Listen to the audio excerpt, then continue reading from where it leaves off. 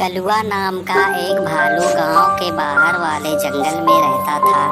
वह देखने में जितना काला कलूटा था, मन से उससे भी अधिक काला था। ऊपर से मीठी मीठी बातें करता था और मौका मिलते ही उन्हें चट कर देता। छोटे जानवर तो प्रायः चिकनी चुपड़ी बातों के जाल में फंसी जाते थे। उसी जंगल में छोटू और खोटू नाम के दो खरगोश भी रहते थे। देखने में वे जितने छोटे थे, अक्ल में उतने ही अधिक बुद्धिमान। उन दोनों में दोस्ती भी खूब थी।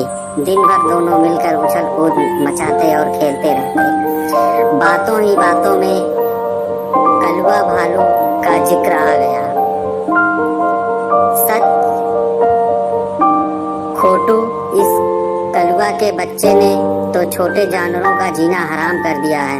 वह रोज ही किसी न किसी को अपने जाल में फंसा ही लेता है। छोटू की बात सुनकर खोटू बोलने लगा, पर मेरी समझ में यह नहीं आता कि उसे जानते हुए भी हम उसकी बातों में क्यों आ जाते हैं। तुम्हारी बात तो ठीक है खोटू, पर अपने साथियों के बचाव के लिए हमें कुछ ना कुछ तो करना ही चाहिए।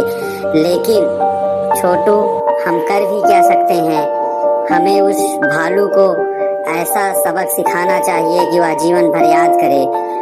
छोटू की बात पर खोटू कुछ सोचते हुए बोला, तुम कहते हो तो जरूर कुछ करेंगे।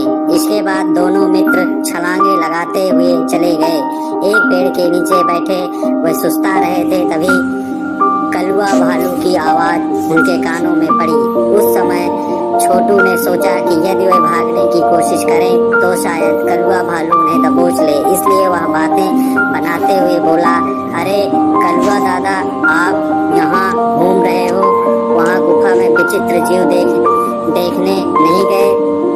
विचित्र जीव? कलुआ ने आश्चर्य से पूछा। और नहीं तो क्या, आज जंगल के कोने वाली गुफा में जाने कहां से एक विचित्र जीव आ गया है। उसका शरीर सांप जैसा लगता, मुंह शेर जैसा और पूंछ लंगूर जैसी। सभी जानवर उसी को देखने गए हैं। अच्छा, तो मुझे भी वहां अवश्य जाना चाहिए, कलुआ भालू बोला। कलुआ भालू वास्तव में ही उनकी बातों में आ गया। वह उन्हें फंसाने की बात भूलकर गुफा में आए विचित्र जानवर को देखने के लिए मुड़ने लगा। तभी छोटू ने आवाज लगाई, कलुआ दादा, तुम्हें याद है ना कि उस विचित्र जानवर का मुंह शेर जैसा है? उसका मुंह देखकर डर मत जाना। आप ध्यान से गुफा में घुसकर उसे अच्छी तरह से देखना, बड़ा आनंद आएगा आपको। छोटू की बात सुनकर कलुआ अकड़ते हुए बोला, शेर का मुंह तो क्या, वह असली शेर भी हुआ तो मैं डरने वाला नहीं।